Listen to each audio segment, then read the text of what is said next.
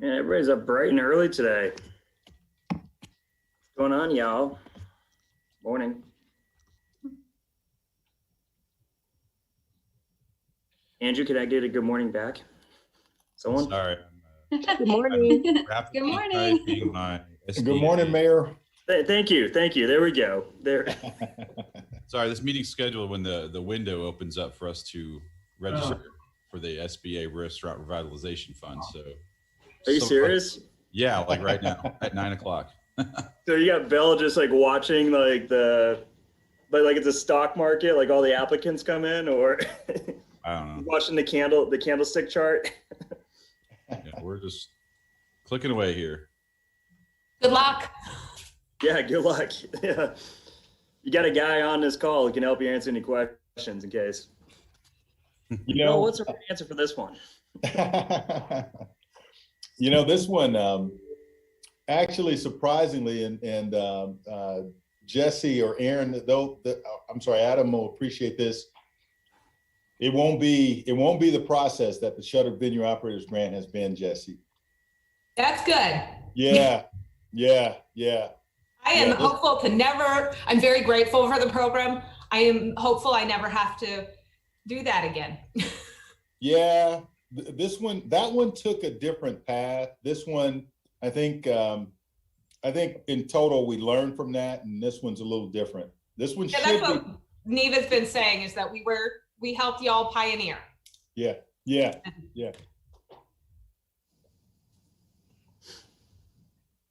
So we're gonna get started. Let me make sure I got my agenda here. We got some new members on, so we're gonna go through, just introduce pretty much who we are and the business we represent or are with. So let's just go around. I'll call you guys out as listed on my screen, and some more folks might jump on. We as in a couple minutes, and if they do, we'll call them out too. So, Andrew. Hi, I'm Andrew Goff with Reverie Coffee Roasters, and yes. We will reserve that yes vote for when it's needed. Yes, but Officer Lowell. Oh, I came up pretty fast there. I didn't know you was going to be next. Hey, I'm Officer Matt Lowe with the Wichita Police Department. I'm on our homeless outreach team. I've been on the homeless outreach team for 4 years.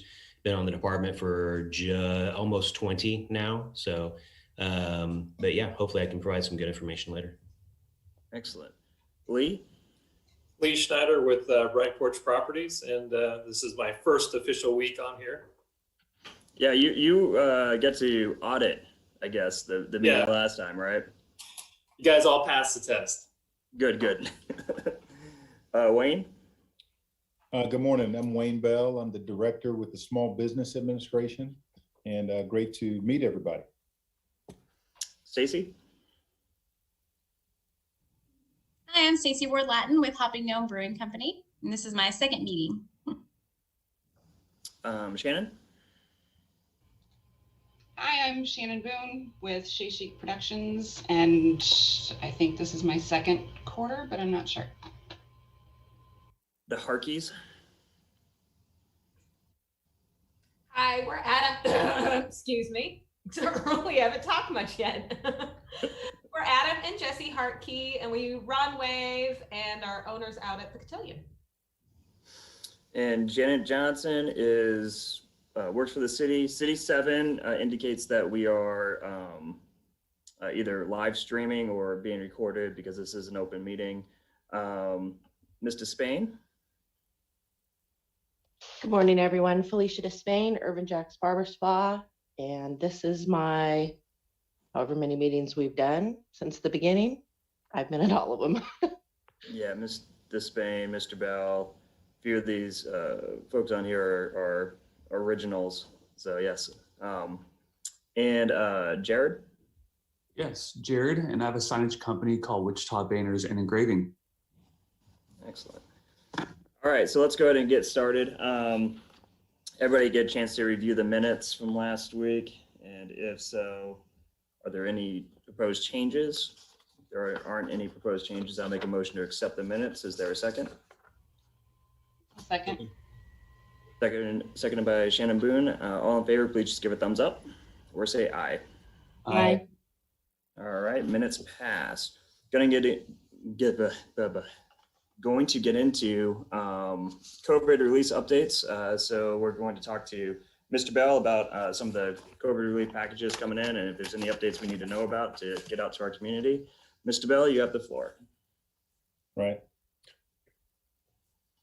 Thank you, Mayor. And good morning again, everyone. I just want to share my slide or my screen here and just take a few minutes to go over this Restaurant Revitalization Fund. This is something we mentioned it early on in the meeting.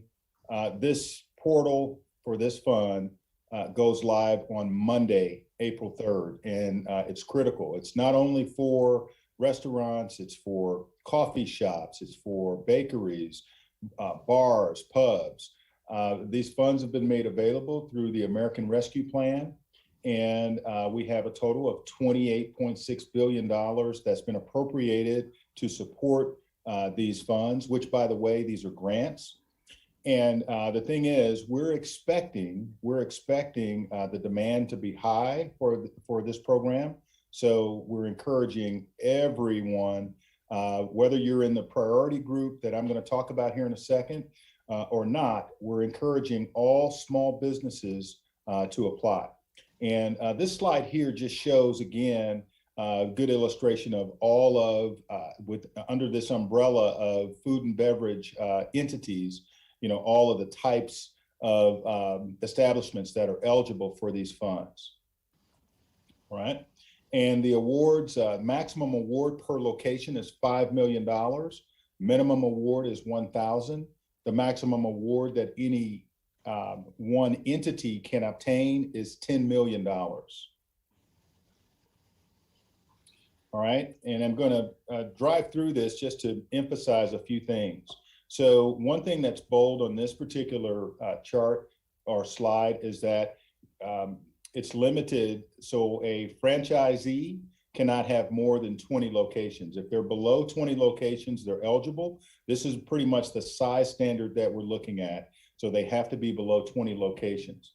And they cannot be, can't be a government owned, establishment, can't be publicly traded, and it cannot be permanently closed. All right. Just kind of driving on again, franchisees are eligible. There will be some review of affiliations. And the thing here is most franchises, or a good number of franchises, are on the SBA franchise directory.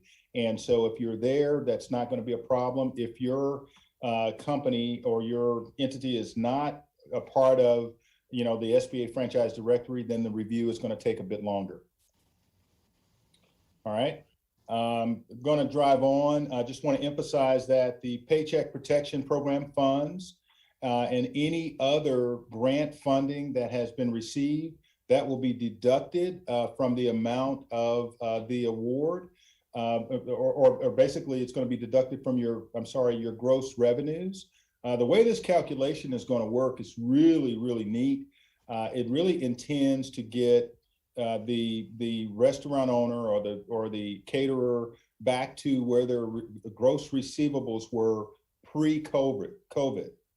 So I'll give you just a quick example of the calculation here in a second, but I want to show what expenses are eligible. So business payroll costs, business utility payments, business maintenance expenses, all of these things that are really a part of your normal business operations, those normal day-to-day expenses you incur, those things are eligible expenses. Ineligible expenses would include expansion costs. So if you're opening a new location and that sort of thing, that would not be eligible. And then other business debt is eligible. So payment on mortgages, rents, lease payments, all of those things are eligible. All right, expenses need to be incurred between February 15th and March 11th. That's important. So it could be an establishment that has not opened, but they've already begun to incur expenses as they're preparing to open. So that would be eligible. And then all expenses have to be done by March 11th of 2023, or if the establishment permanently closes prior to that date, whichever sooner. Okay. So again, I'm gonna drive on for the sake of time. I didn't want to go into the entire presentation, but I did want to hit a few highlights. And so I mentioned the calculation that owners ought to expect. Here's one example. So you could simply take your 2019, if you were established in 2019, you could take those gross receipts, subtract what your gross receipts were for 2020, and the guess is that obviously in 2020 your gross receipts were probably significantly lower. So you would subtract your 2020 gross receipts from your 2019 receipts, and then subtract any PPP amount that you received, and that would be the amount of your award.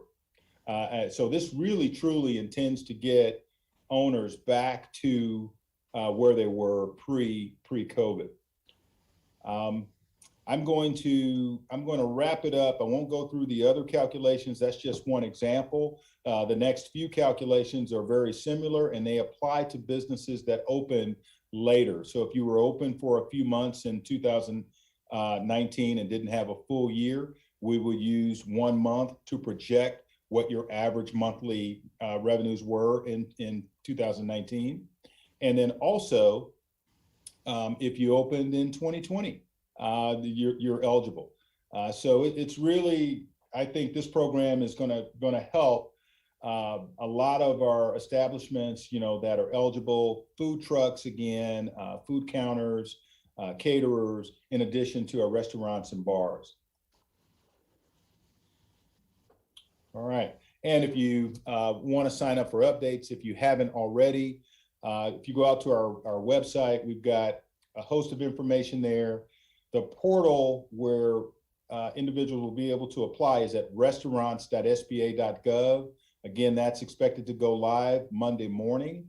And I just, hope that as many establishments as there are in our area, that everyone is aware of this. And so we're just trying to raise awareness, and anything we can do along those lines, don't hesitate to reach out to me locally. This is a call center here that's been established for this program, and it's staffed right now from 7 a.m. Central to 7 p.m. Central. All right, and Mayor, I'll stop there, and if there are any questions for me, I'd be happy to answer. All right, questions for Wayne. So I got a couple on outreach. How are you guys getting to our local establishments, or is it more a generalized, I guess posting the information like you've done on other in other programs, or is there any like direct outreach being conducted? Yes, so we've been working very closely with partners. We're working with the Wichita Regional Chamber to do webinars with that group. We're working with the Kansas Department of Commerce. We've got a webinar that is planned for next Wednesday on this program. We're also working very closely with smaller groups. The Wichita Hispanic Chamber, we've reached out to them. We did a workshop with the Heartland Black Chamber of Commerce, did a webinar on this subject last Friday. So we're working with various groups, and but certainly working very closely. We work very closely with the purchasing division within the city of Wichita, Chris Hazlett and Melinda Walker, some of the team over there with City of Wichita. We're often collaborating. There's another group that involves Wichita State, USD 259, kind of our governmental entities around all of those procurement offices. And so we just met with that group last week, talking about spreading the word on this stuff. So we're actively pushing it out, but welcome any opportunities, anything else that may come along Certainly have appreciated being able to share information through City Channel 7. That's been great. So I feel like public awareness is good, but it's still surprising of how many small entities really aren't sure about the information or just haven't heard all of the details. So I'm wondering, maybe I could talk to you about, I can look into, we have all the licensing for bars and restaurants, information at the city level. And I'm pretty sure that's public knowledge, but I could get or public information, I could get a spreadsheet probably fairly quick of everyone's address and, where they are here in Wichita. And I'm just wondering if you could shoot me some information. If I was to get a postcard together or some type of letter together of what information would be the best information to include. I mean, obviously the website and the phone number, but how are you guys, I guess, trying to sell this, I guess, if that's the right word, right? Yeah, like what, yeah. What is the paragraph that I should use to entice people I to think check that would be wonderful. If we could send out a mailer to all of those establishments, that would be wonderful. Time is of the essence because we anticipate the demand to be so large for this program with only 28.6 billion, earmarked for it. We're anticipating the funding is going to run out maybe in a few months. I think that would be a really significant effort. I spoke with a caterer last night who was learning about it for the first time, and so I totally agree. I think that would be an excellent approach. If we could do a mailer, we could just have the highlights and the contact information for the website, that sort of thing. So yeah, be happy to do something like that. And I'll follow up maybe with Janet offline, and I'll give her the key information for that. And then anything else you need from me, you just let me know. Okay, I still got to get it. Like I have to. It's a large list, so I might get the whole. Mary, you don't have a budget to send out a huge mailer. I might have to argue with a few people, but I think it's smart. I think that as you mentioned, there's a finite amount of money, and we want people in Wichita to qualify to get their fair slice, and that helps all of us. That helps the entire economy. Like this isn't just, I think, comes out of a communications budget. I think this is economic development as well. So let's talk after.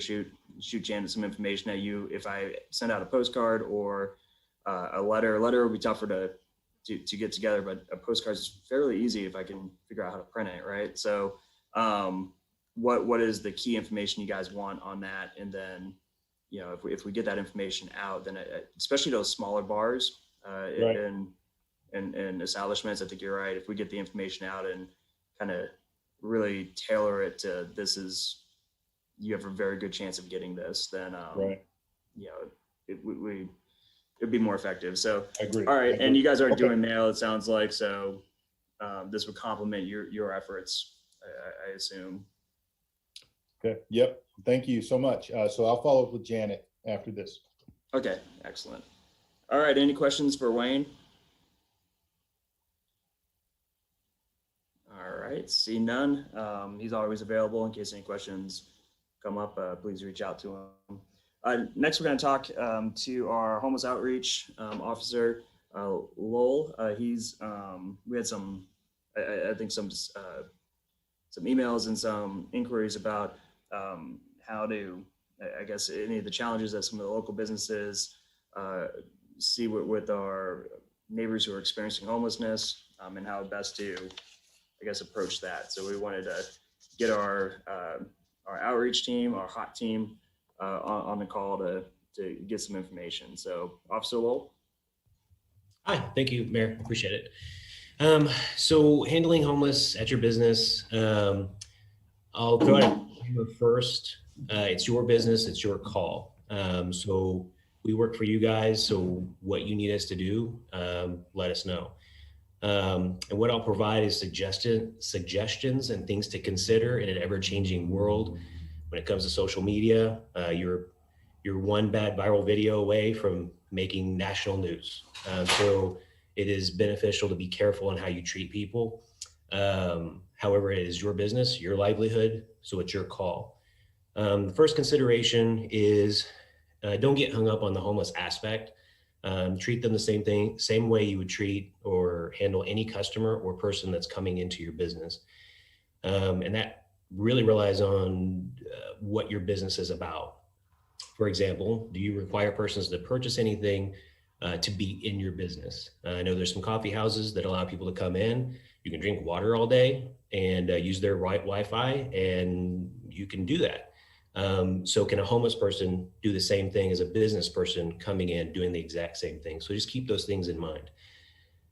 Charity, sub businesses will, for whatever reason they want to do this, they'll give homeless persons free beverages or food. I'm not saying you don't not to do that or that you can't do that, but the only thing I'll say is consider the consequences of that action. Most times, if you're giving them free food or beverage, they'll come back more often. And if you're having a problem with the person, you're just causing future problems. They'll also tell their friends, and you'll have more people coming by to do that.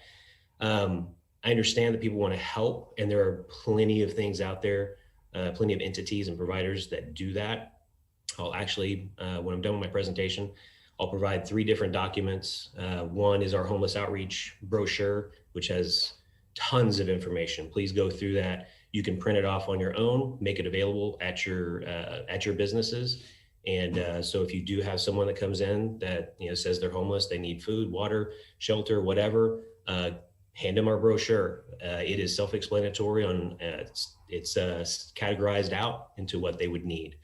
One is also a list of food banks that's been most updated last year. And then the other one is a new project that's come online, community fridges. And there are 6 or 7 locations where refrigerators are located. Most of them are downtown, and then there's one at South High, but I'll make that available to you guys as well. So if you do want to help, but you don't want to cater to that, there are plenty of things out. There's plenty of food. There's also free meals, breakfast, lunch, and dinner. You can get free meals during the week. I'm not sure about the weekend, but during the week, absolutely. And I'll make that available as well. It's in our brochure. So treat everybody the same is the kind of the key. So what we need to look at is the concern. The real concern is what the person is doing or not doing in your business that's causing you angst or causing you to answer this or ask this simple question of what do we do with homeless persons coming in my business? So you have to look at what's causing you that concern. Is it, bad odor? Is it them bringing in a ton of property and just putting it around them and their table? Are they talking to themselves? Are they causing a general disturbance? Are they cursing at themselves? Are they cursing at your customers or your employees? Are they being physically violent?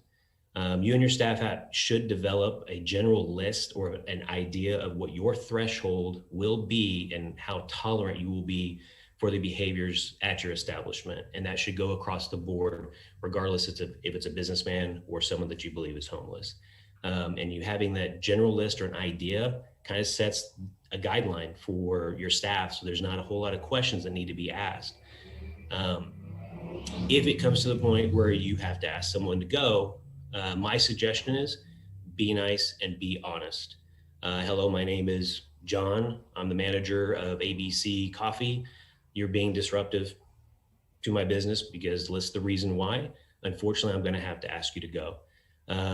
If you've already established your threshold of behaviors like I just talked about, it'll make it a lot easier and less of a gray area. If you have security cameras with audio, this could protect you and your staff if you ever have to defend your actions. And if they go, which most of the time they will go, they might raise their voice or get angry or frustrated. Most of the time they go. Now, if they don't go, that's the real concern. Because now you've asked them to go. It's your business, it's your property, and you can ask and you can refuse service to anybody. But if you've asked them to go and they refuse, no reason to get confrontational with them or to argue with them. You're just going to make the situation worse. If you've told them to go and they refuse, you're now looking at a criminal trespass. And again, it'll be up to you how far you want to take that. So if you want them to removed, call 911. Advise dispatch Do you have a person at your business that's refusing to leave? And then you need police to come out and remove them. Most of the time, even with a police response, responding officers will ask you what you want to do. Again, your business, your call. Worst case scenario, which everybody wants to avoid, is the person refuses even after the officer asks them to leave and they refuse. Then they have to physically remove them. That means they are going to be booked into jail for criminal trespass, and you'll be the reporting party for court proceedings. That's worst case scenario. Nobody wants that. Best case scenario is they leave on their own, and a lot of times that's what we see is the preferred method. Outreach. So if the officers determine that the person is homeless, or they're talking to them and they get information that they're homeless, and the person is willing to talk to a homeless outreach team officer, they will get a hold of us. If we're available, we can swing by, talk to the person, provide, or if we're not, they can provide them our contact information, phone number. And there are several places around town that allow homeless persons to use their phones for free. How we get involved, we have 4 officers for the entire city of Wichita. We run two trucks, 2 officers in each, so we always have a backup in case we run into something crazy. And there's sometimes we go under bridges out in the woods somewhere, and we're by ourselves. So it's really good to have a backup with us. But we have 2 officer units, and we stay very busy. We have a specific hotline with voicemail, where we get a lot of our calls through that. We also get calls from 911, other officers that make a subject stop and they start talking to someone, and they get information that they're homeless, and they'll call us at that point. Other than that, emails, and people will flag us down needing help. We'll talk to the person, complete a short form to determine what resources they need to be successful. If they're already in our database, we will, we basically, every time I run into, like say John Smith, and we've been trying to help him for a couple years now. Let's say Officer Nate ran into him, and he's made a new log. He has housing available. We just need to find him. So let's say I run into John Smith, and I'm like, hey, it looks like Shelly has housing for you. Let's go get that taken care of. So it's a really valuable database. If we already have that in there, we just go to the next step and find out what else we need to do. We also have a bus program. It's called Find a Way Home. It is 100% donation based. There are no tax dollars that go to it. It's a bus ticket program. We work with Greyhound to buy bus tickets to people to bus them to a better situation. We are very careful with that money. We don't want to bus someone from being homeless here to being homeless somewhere else. So they have to have a plan. They have to have someone that's willing to take them in, or a shelter, or a program if they're going to get into a drug rehab program. And it's a better program in, say, Florida. We will make sure that they don't have any pending cases that they're fleeing from, or warrants. We need to get those taken care of first. We don't want those problems to come up after they go to Florida, and then they get ran for a warrant, and then they ship them right back, and now we're back in the same situation. We got to make sure that they get all their things situated here. And we can work with court sometimes if it's city late charges, and we can kind of get that fixed easier and get them on their way. That's the only program that we run internally. Everything else, we work with all of our providers, whether it's city housing to Humankind Ministries, Union Rescue Mission. We work with a lot of providers, and they really are the workhorses. We just try and connect people to what they're already doing in the community, and make sure that everybody has at least that information and has the ability to get there to do that. Hopefully I've answered the burning questions that you guys have had in regards to persons being on your property that are possibly homeless, and either they're causing a disturbance and you want them gone, or you want them to get help. I'll take questions, Mayor, if you want to allow that time. So I'll just start with a quick question. I think that there might be someone who may be homeless, who might be going through a personal crisis. In that case, I think calling the police, there might be folks who think that there's better services that would be available, and we want to keep our officers fighting crime. In that situation, who should folks call? Like if there is someone who looks like it's a mental health crisis, not really a criminal concern, is there an alternative or a nonprofit line or something that is available to folks, or should they call the hot team or call you all and then you guys kind of divvy up who best to answer those? Sure. 211 is a very easy number to remember. 211, they have information, the same information that we have, or at least they should. They also have our information. So if they get to, they ask enough questions and figure out we are the right fit for their assistance, they'll give them our number. And we do get a lot of phone calls from people that go through 211.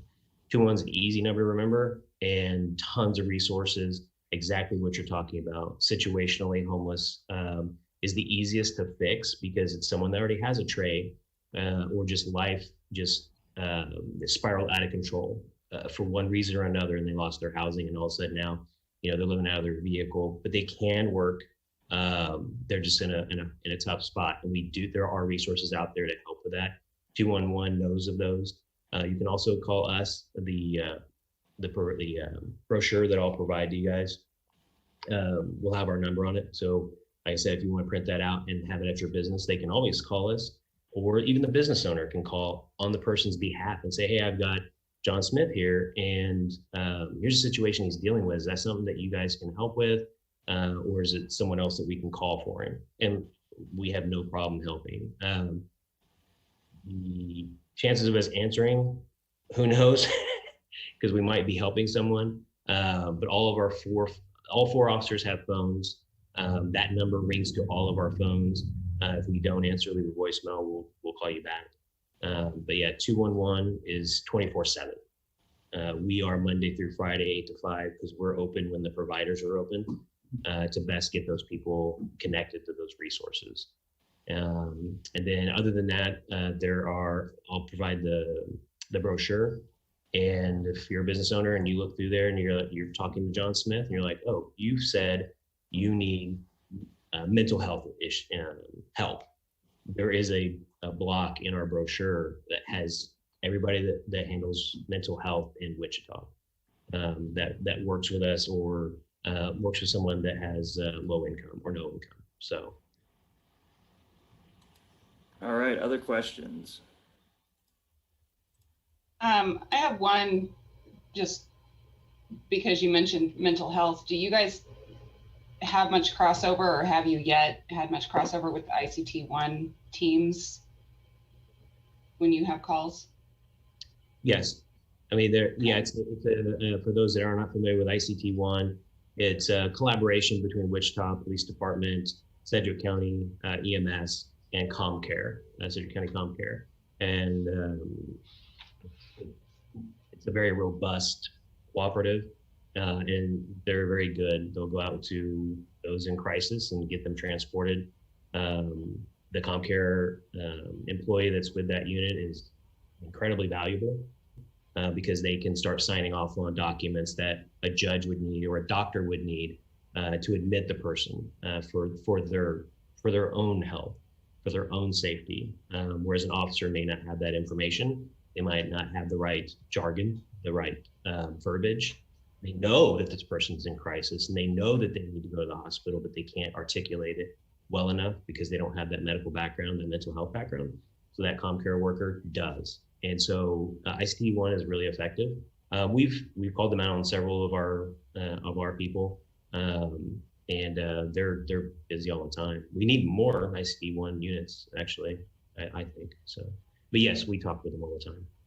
That's awesome. You guys do great work. I've worked with Nate on a couple of different projects, and I figured that there was some crossover, but just thought I'd ask. Yep. Good question. Other questions? The last one I'll ask is, do you have any advice for business owners, and also, I guess, myself? Sometimes I get emails from folks who I think really are reacting more than thoughtfully responding to homeless folks in our community, or people who are experiencing homelessness, as if they you know, as if they're somehow have a lesser right to be downtown or be somewhere than others. And I think that a more thorough discussion is usually, no, folks have a right to be there. Being homeless, being poor is not a crime. We usually, when you get to like that next level of discussion and understanding, people kind of understand, but also what would be the advice for someone saying, why can't you get these people out of here? Or why can you, like, these type of comments that I think are knee jerk. Do you have any advice on how to deal? For me, it's constituents, but for business owners, it might be, someone comes in with a complaint, and a complaint is very, I think, disconnected from the humanity of the situation. Is there any advice you would have when it comes to encountering folks who might have that knee-jerk reaction? Right. Good question. A lot of times it takes us to respond to a situation. For example, business calls in and says, hey, this homeless person is gross and smelly, and he's sitting out there on that park bench. Can you remove him? And we say, no, because he's a citizen of Wichita. We can't just move him along because we don't like the sight of him. Now, what we can do is good news, bad news. Good news is we're with the homeless outreach team, so we can actually provide him some resources or her some resources. So, we educate people all the time when it's just an eyesore for them, and it's not even on their property. It's out on city property, and I can't run off a businessman that was sitting there enjoying the sun, enjoying the day. Same reason I can't run off a homeless person that's sitting there hanging out. So what we try to do is, if a guy had a suit and tie on, would you have called us to ask us to move him along if it's the same behavior? Now, obviously, if it's different behavior, it's disruptive, screaming, yelling, cussing, approaching people aggressively, that's something different. But if it's just a homeless person sitting on a park bench, we have to explain to them that they're a citizen of Wichita. I mean, they don't, not going to be moved along because their clothes are dirty. So, but we try and convey that as best as we can. So, and the discussion happens almost daily. So maybe it's getting through to people, but that's how we handle it. That's how we respond. And just another thing to keep in mind, and we've run into elderly that have not planned for later in life, and now they have no income or they have limited income, and that could be any of our grandparents, that could be any of our parents. They get to a situation, and then there's mental illness that kicks in, and they're hard to manage, so they wind up on the street and living out of cars and stuff like that. So just picture how would you treat your family member? How would you treat your mother, your father that wound up in a situation like that, or an addiction? We see that more times than not. It's addiction or addiction that causes mental illness. So, but yeah, just be compassionate, and just you could know someone that winds up in a situation like that, and just be cognizant of it. Any further discussion from the group or questions? I'm just curious to know, I guess I'm glad to hear there's now 4 officers. For a long time, there was only 3 officers. So when are we going to get 5 or 6? Yes. Or do we need more? I mean, 4, we stay pretty busy. And I will say in the summertime, we can't keep up. We cannot keep up in the summertime. There's no way. Wintertime, it does slow down, which shocked me when I joined the team. I thought wintertime we would be really busy because they'd be like, hey, I'm cold. I'd like some free housing now. But it slows down in the winter. I think more people are using shelter, or maybe they go somewhere warmer during our winters. But it does slow down in the winter. So I think 4 is good. I don't want to saturate the team with people, and then all of a sudden, we don't have any, we've got too many people. I think 4 is a decent number. I know you don't hear that a lot, where most people are like, no, give us more. In the summertime, I'll take 10. But in the wintertime, it slows down. I think we have a pretty good grasp on it. Now, homelessness it's not going away, and it is going to get worse. So in the future, obviously we need that available to us to have more homeless outreach team officers added to the team. I don't think we're there yet, but it'll probably come to that in the next couple of years. Definitely within the next 5 years, we'll need at least 2 more for sure. But So thank you, Officer Lowe. I was actually asking Mayor Whipple. Joking. No, I'm kidding. Thank you. What was the question? Oh, wait. No, I was like, no, it was really directed at you, Officer Lowe, but I figured the mayor has some push and pull to get more officers if he needed. So that was kind of a joke, but we appreciate you. And you bring it up, and it's interesting. And I'm not going to talk too much or hijack this. I mean, I might, but so homelessness is usually like multiple layers or multiple levels of what we consider homeless. And I think a lot of folks, we think about, I think, and also Lowell would know the number better than me, but about the 500 or so folks in Wichita who are chronically homeless on the streets and have been doing so for years. The reality is there's folks who, we have a large number of folks who are living on other people's couches, who there's a staggering number of children in USD 259 that would be classified as homeless. And then you have folks who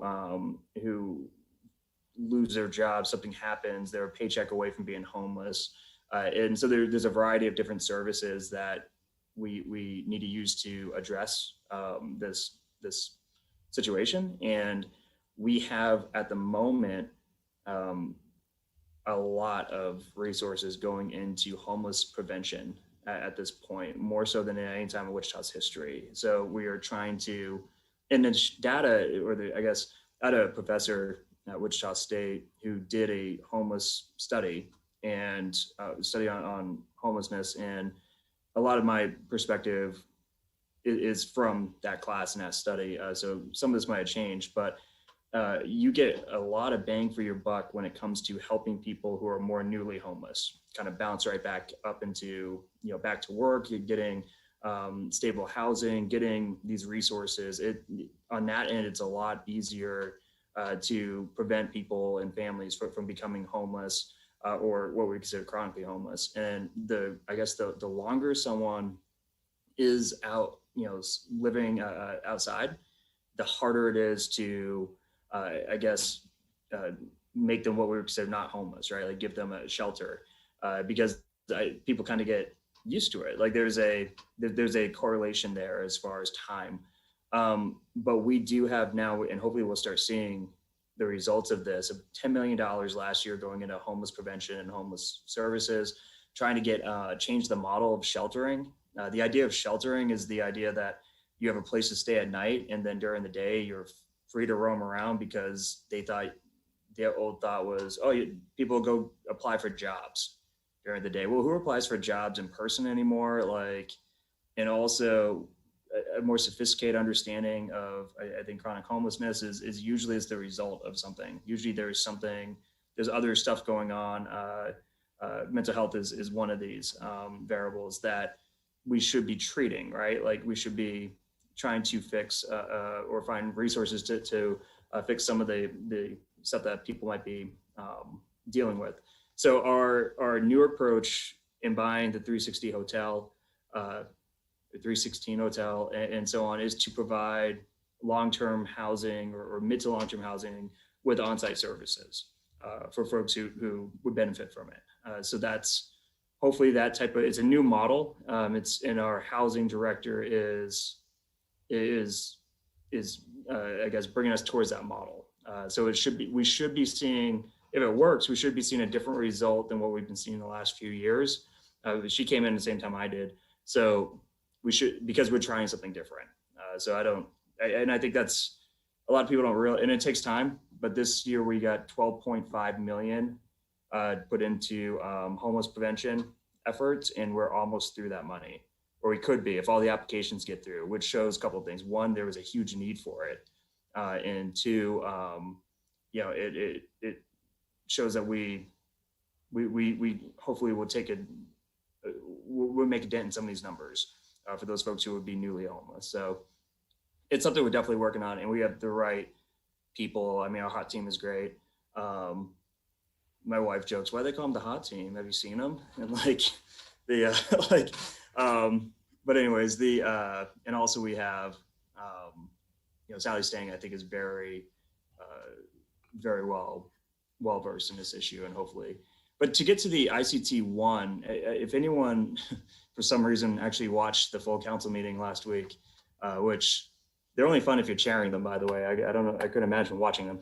But anyways, we had a report about IC1 and how it was successful, but then how we would have problems expanding it because of issues. I think 46% of CommCare jobs are open right now. Like, they're having a very hard time finding people to, social workers to fill these jobs, which is probably an economic thing. And I'm wondering if we can think kind of outside the box. If I was to talk, and in the direction, I'll have conversations with this, but it's conversational level at this point. It's definitely not anything in the works yet. But we do have other nonprofits, other organizations out there who provide services, the Mental Health Association, for example, and some of these other groups. If we can't contract more folks like social workers through the county, can we go outside the county into other organizations? I think that's a question that we should be asking. If we have the money and we have the need for this, then we should be able to come up with a creative solution. But the report last week was it's working. We should expand it, but at this point we can't expand it because of they need to hire more social workers and have problems, which sounds fixable to me. Like, that sounds like a technical problem, but it's something we got to look a little deeper into. All right, and that kind of rounds out the discussion. I think, any other questions on this? All right, cool. All right, so group discussion on masking, I guess, or is what I got next. We are seeing an uptick in the numbers, and I do want to put out that 5% mark is kind of more of a mental barrier. The council decided 5% traditionally to hand back the mask mandate ordinance to the county, but the county never adopted that. But it's still there. I think a lot of people, like, in our minds, a lot of people are looking at that 5% mark, and we're getting 4.8%. We're getting close to that mark, which I think is making some folks a little more anxious. And now, instead of masks, we also have vaccines, which the numbers of the spread going up seem to correlate with the health department discussing, less people coming in for vaccines. The data is starting to show that vaccinations are helping us control the spread as well. So I don't know if there's any discussion on what more we could be doing to try to promote vaccines, or if folks are having any more ideas when it comes to encouraging masks in indoor spaces. I don't know. It's on here for group discussion. I know a lot of you have also reached out to council members to have this discussion as well. So I'll open up the floor. On the 5% threshold, now with the cases being lower and the positive numbers being lower, how do you take that into account? Like, before, when we were running it, maybe there were 12,000 tests and 5% were positive. Now there's 6,000 tests and 5% are positive. How do they look at those numbers and interpret them? Yeah, I mean, really great question. The 14-day rolling average is supposed to make it so it doesn't have just jumps, right? But as Leah's pointed out, we have less people getting tests now, unless you really have these symptoms. So, like, does that kind of jolt the data a little bit? A lot of people were getting tested if they had symptoms. I think I've had 6 tests, by the way. I think, like, or more, because but now that I'm vaccinated, I won't get any more tests. Like, I just won't. I won't need them. So are the people who are getting tests more likely to test positive, and thus can we compare that 5% today with the same type of lens we would have compared it last year? I think is Lee's question. And I think it really gets into, what does the medical community think, right? Like, we should kind of punt this. Oh, my light. We should kind of pump this or punt this to that medical community and be following CDC, following our local medical or Sedgwick County Medical Society. I think that's because they're the ones who really read these numbers. But good question. Maybe I've been curious about that too, and I've actually figured out something that I'm doing. And if you go to the New York Times, every day they update numbers, and not only, wait, let me look at it because I obsessively look multiple places. such a good website. The right thing on each website. So New York Times updates their numbers, and they also, not only do they have they do a 7-day rolling average, but they also have number of cases per 100,000 people in the area. So then it doesn't rely so much on percentage of tests, it relies on percentage of overall population. And we're at like 8 or 9. We were down to 6. So that has crept up, but we're still significantly lower than the majority of the country. Something else I like to do is I go to NPR and their daily numbers. They also do number of positive tests per state on average for the last 7 days. So again, it doesn't do a percentage of tests. So those are the 2 areas that I really have been relying on to figure out what we're going to do with our business moving forward. And that's smart. So like in research methods, if I can think back to like 10 years ago, maybe longer, I was doing research methods, you wanted 3 independent sources to give you kind of information, and then you triangulate the data. If you have 3 different sources telling you roughly the same story, then it reaches hypothesis. So that's smart that we can use the county, we can use New York Times, and Jesse even has NPR on there. I was at the hospitals last week with the governor, just touring Wesley, and I got to talk with Bill, who is the CEO and someone I was able to develop a relationship with over the last year. And he just told me that a lot of the folks who are being hospitalized are the ones who haven't been vaccinated. If you get a vaccine, regardless of what it is, you're 100% likely to not be, or 99.9% likely to not be hospitalized. He said that a lot of the older folks, the 70 and older population, got vaccinated, and they're seeing less of those people there. So we're seeing lots of people kind of around the age of 40 who are coming in, being admitted for a couple of days and then leaving. So they are seeing people being admitted who aren't vaccinated, but they're trending younger. So although the hospital numbers might show, and they are this week, that we have more people hospitalized than we have in past weeks, also from what I'm hearing is the people who are being hospitalized, it's a lesser severe cases. So it's interesting because I think, as what we're pointing out is the numbers might be similar, but the situations are also slightly different. So you can get a whole bunch of 40-year-olds in there. None of them are going to be there for 6 weeks, but the numbers still look alarming. So very interesting scenario as we move forward. I think for me personally, I am looking at how the hospitals are reacting, and like you just kind of touched on that a little bit, but more like how like if the bed count starts to decrease, availability, that's a real issue for, like it was 8 months ago, whenever that was. Also the variant, like I just heard the other day that 81% of the new cases in Kansas were all part of the new variants or something like that. It was like, that's bad.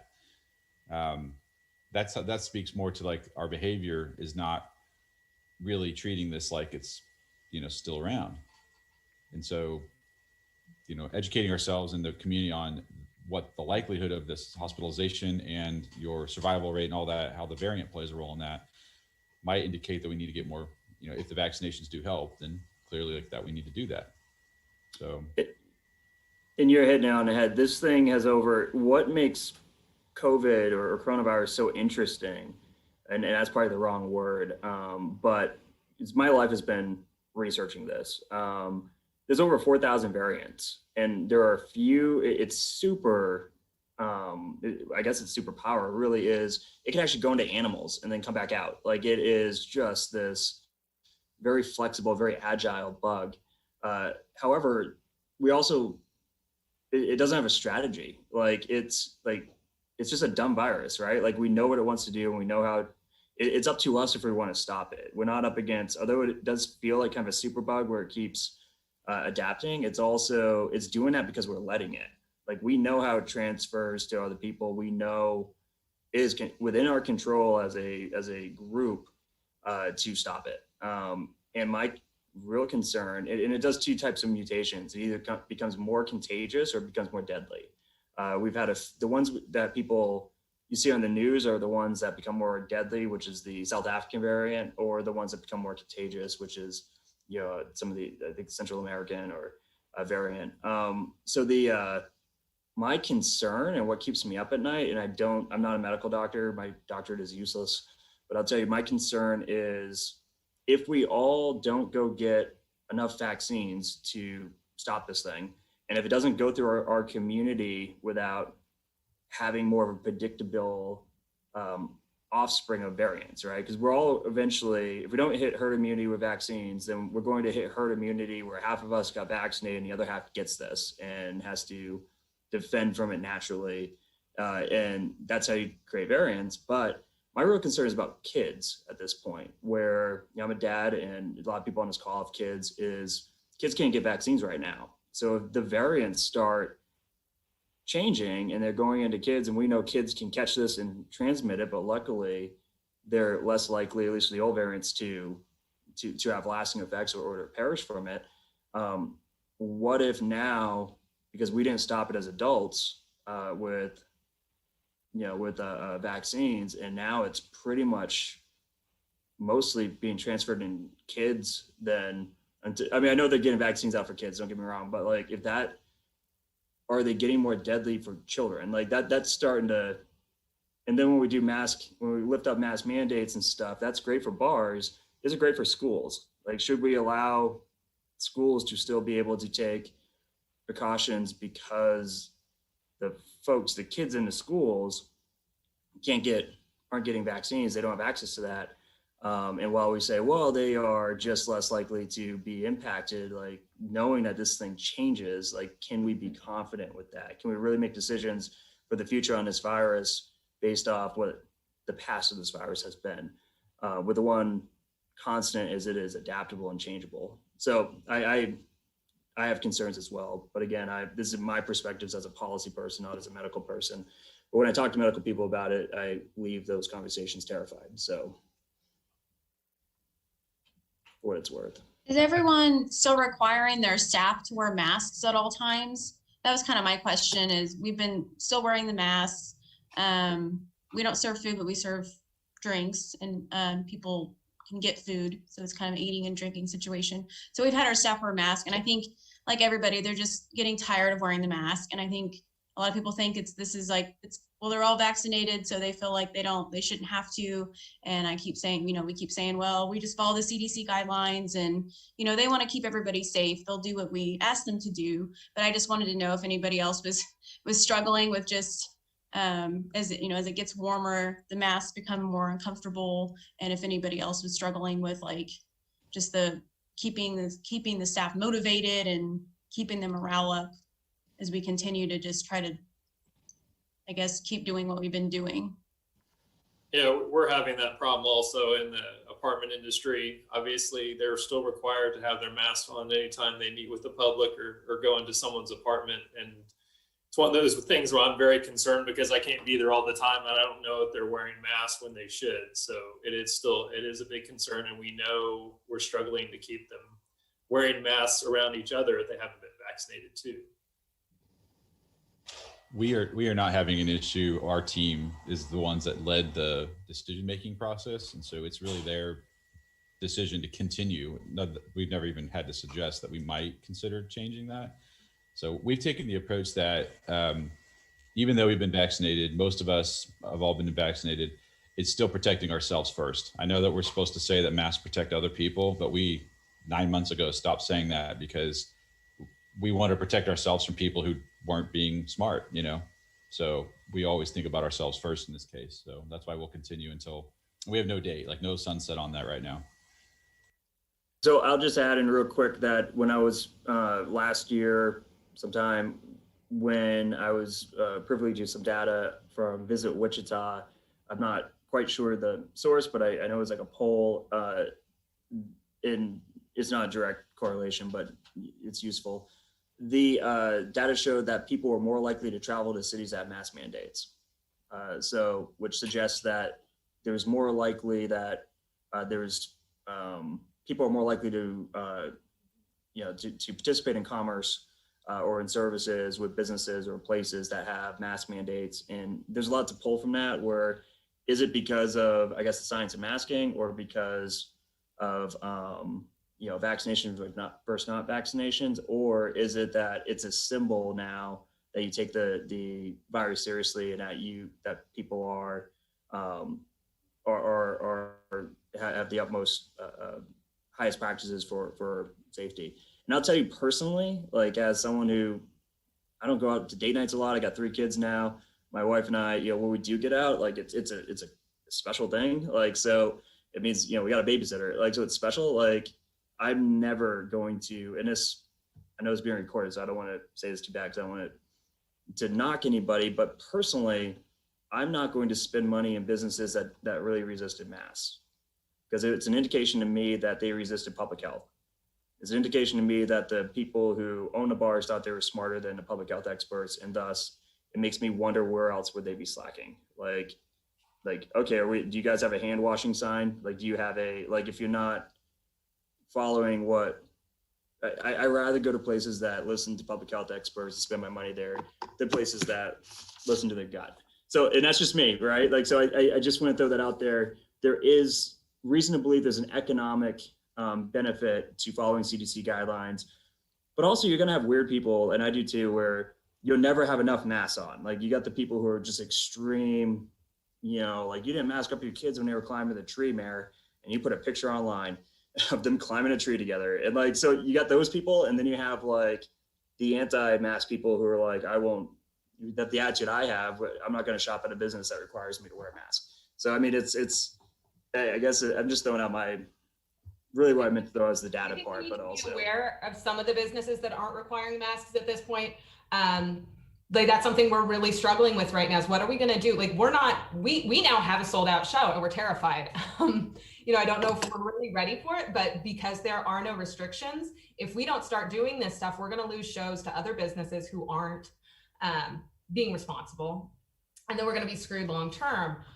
There's also issues we've had, this isn't anything local, but we do have friends throughout the country. We have one friend in Florida who is enforcing mask mandates. People have tried to light his building on fire multiple times. We've got friends in Minnesota who have tried enforcing mask mandates, and people have come back and shot at their building while they're in operation. So, I mean, I think we need to be aware, some of our businesses, we really want to be socially responsible, but because of financial burdens, like for us, and safety reasons from our friends across the country, this is something that a lot of us are really weighing what is the best option. It's a very multifaceted issue. I posted a link to a story, if nobody heard it, on This American Life. They actually talked about public health officials. 1 out of 6 communities in the nation lost a senior level or right below that public health official due to the pandemic because the pressure was so high. That was the first half of the episode. And they talked about people putting pipe bombs in people's houses and killing officers and all kinds of things.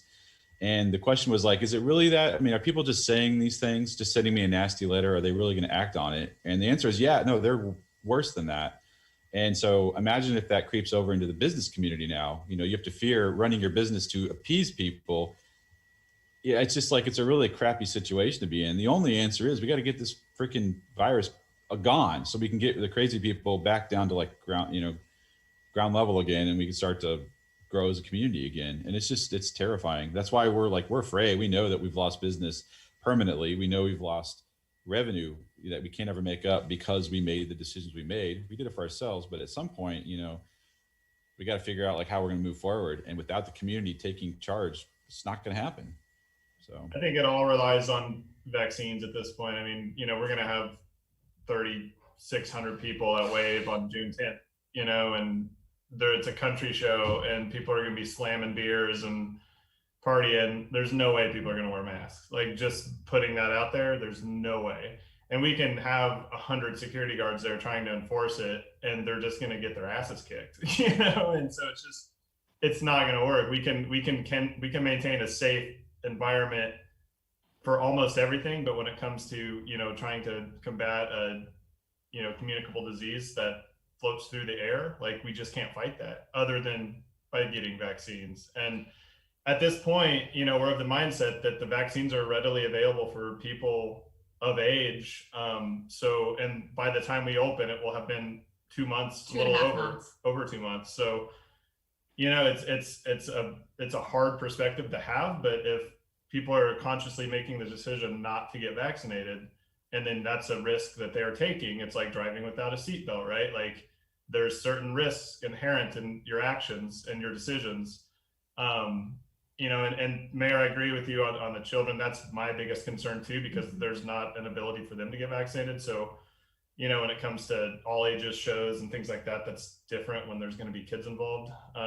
But for, the 18 and up crowd or the 16 and up crowd, like, it's at some point, it's got to be off of the policymakers and off of us as business owners, and it's just on them. And as long as we can keep our staff safe, that's the main thing. And watching the vaccine and ensuring that it is continuously protecting against hospitalization or death. If that changes, then it's a whole nother ballgame. Like if or high levels of transmission. Yeah, if it starts allowing people to transmit more, or variants come and it doesn't protect against them, and I mean that's like a nightmare scenario, right? Like that's when we all shut back down again, and it's horrible. I don't even want to think about it. But if vaccines hold strong as they are so far, then let's keep pushing forward, right? And I think really the other thing that you guys, what you can do is we're going to make the open air thing permanent, I think is what the recommendation is going to be, is just how do you create the safest environment when it's on folks to get their own vaccines and so on, and we know now that ventilation is really important, and being outside or having access to ventilation is really important. So, there's, so how do you do it the safest way you can, I think is where you have to go. And I agree with you. I think that it's interesting, the concepts, I won't get too much into it, but the idea of like why people are so resistant, why are people even turning to violence? Like I'm the most death threatened mayor in Wichita's history, and people come to my house, and and it's weird because I try to think of it as a social scientist as well, where like what is it? And it's a level of things. It's emotional, it's control, it's the rise of conspiracy theories. And how do we get over that, right? And no one wants to be targeted for that. And I think that also it comes down to, how do you create an environment as safe as possible? Also, if I had it my way, which I don't, I would park a vaccine bus in front of the Harkey's place because there's 3,000 people showing up. You want to get a Johnson & Johnson, come on over here. I would ride the bus after the bars close over into Old Town and get all these sauced up people vaccinated, because these are the type of people going out to bars, So, I mean, I don't understand why we're not doing that stuff, where majority of the young people I talk to, who are actually, to be honest, in the media, like that's the only other people I talk to, normal folks.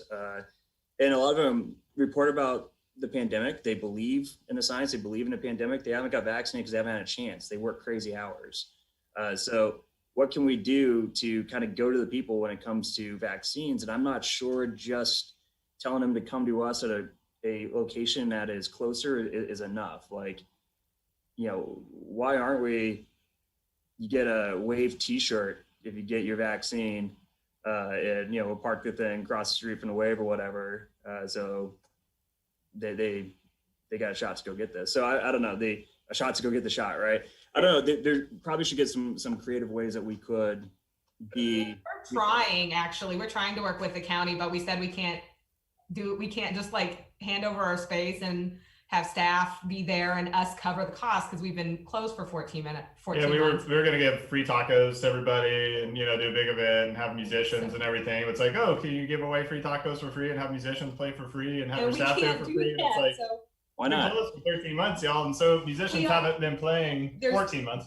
We are trying to make it work, but yeah, I So, mean, it was a little yeah. frustrating when we said, yeah, please let us do There's this. no money. And then we were expected to eat all the costs. And and that's the also problem.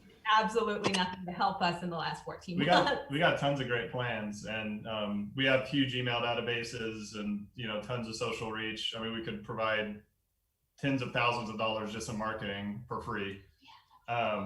So, but anyway, yeah, we're working on it. Working on in the it. county, I don't want to dog on them because they're in the tough spot, and they're trying to, and they have lots of great ideas, and we're working with them. But so if you know of any larger companies or anybody that wants to sponsor events like that, We'll do it a number let of us know. times, but we can't just cover all the costs. And you shouldn't be asked to. There's enough federal money. There's enough stuff floating around there. I thought, there's a few CARES dollars floating around the county's pockets I think right so. now. But we were told they Like don't. 100 million, 81 million or something like that that the state has.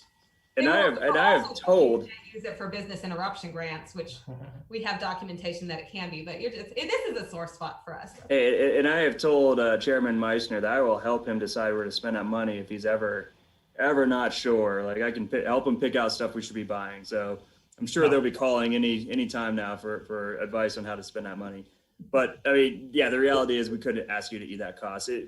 Let's talk offline if there is an opportunity, because we could close down a street that's by an alley or something, and not be on your property, but have some type of collaborative where we could make it probably work where we're not asking anything of costly of you all.